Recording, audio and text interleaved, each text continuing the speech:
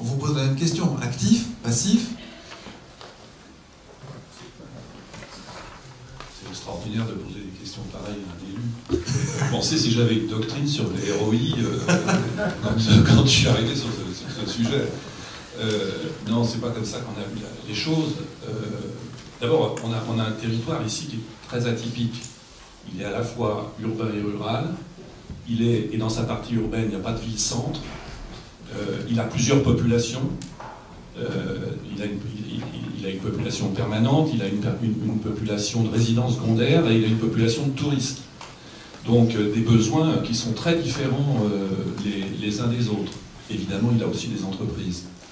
Et donc, c'était une approche un peu particulière. Donc, en tout cas, on avait la certitude qu'il fallait mettre ça en place, et je vous l'ai dit tout à l'heure. Alors, comment est-ce qu'on s'y est pris? Ben, on s'est dit, il faut être le plus ouvert possible, quoi. Et en fait, on ne le regrette pas, pour en venir à votre question. Je crois que les approches, les modèles même des opérateurs sont différents les uns des autres. Et d'abord, les besoins ne sont pas les mêmes pour les entreprises et pour les particuliers. Et le comportement d'ailleurs des opérateurs n'est pas le même pour les entreprises ou pour les particuliers. Il y a un certain nombre d'opérateurs que nous n'avons pas, ce que nous regrettons évidemment pour les particuliers, mais qui à travers certaines de leurs filiales se sont précipités à l'égard des entreprises. On voit bien les raisons. Donc on ne regrette pas d'avoir mis en place un système dit actif. Et ce qui n'exclut pas d'ailleurs, ce qui n'exclut pas le passif, en l'occurrence. Alors la première des choses qu'il fallait faire, c'était bien acheter le réseau.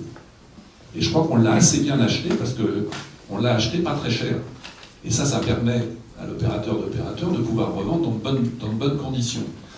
Moi, vous savez, j'étais dans le business avant d'être un élu et on m'a toujours expliqué que les bonnes affaires, elles se font à l'achat. Voilà. Et je crois qu'on a bien acheté. Et donc, bien acheté, on a ouvert, d'abord parce que je pense qu'il y a toujours à gagner à ce que l'offre soit... à disposer d'une concurrence, voire d'une émulation. Mais pour l'instant, l'émulation, on la sent pas trop pour un certain nombre de raisons que je comprends d'ailleurs. Alors donc, les entreprises, on a vu que ça marchait très bien, et ça va relativement vite. Les petits opérateurs, soi-disant petits, en fait, ils sont petits, moi je trouve qu'ils sont assez agiles d'arriver à se glisser au milieu de cette extraordinaire jungle de gros opérateurs. Il faut qu'ils aient un peu de talent pour pouvoir... et ils vont représenter, qu'on le veuille ou non, une part du marché. Alors après, arrivera ce qui arrivera, peut-être qu'ils disparaîtront, ils se feront bouffer, mais pour l'instant, ils existent, et pour nous, ils ont cette qualité immense d'avoir amorcé la pompe.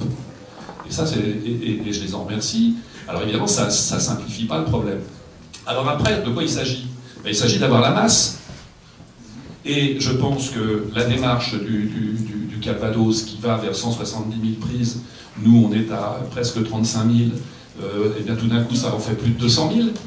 Et tout d'un coup, ça commence à prendre un peu d'allure, et donc ça peut permettre d'aller vers d'autres opérateurs. Voilà ce que je voulais vous dire. En tout cas, ça a été un choix d'ouvrir, et ce choix, aujourd'hui, et compte tenu du comportement de l'ensemble des opérateurs, je pense que c'était le bon choix, parce que tout le monde n'a pas la même approche. Merci Philippe Auger.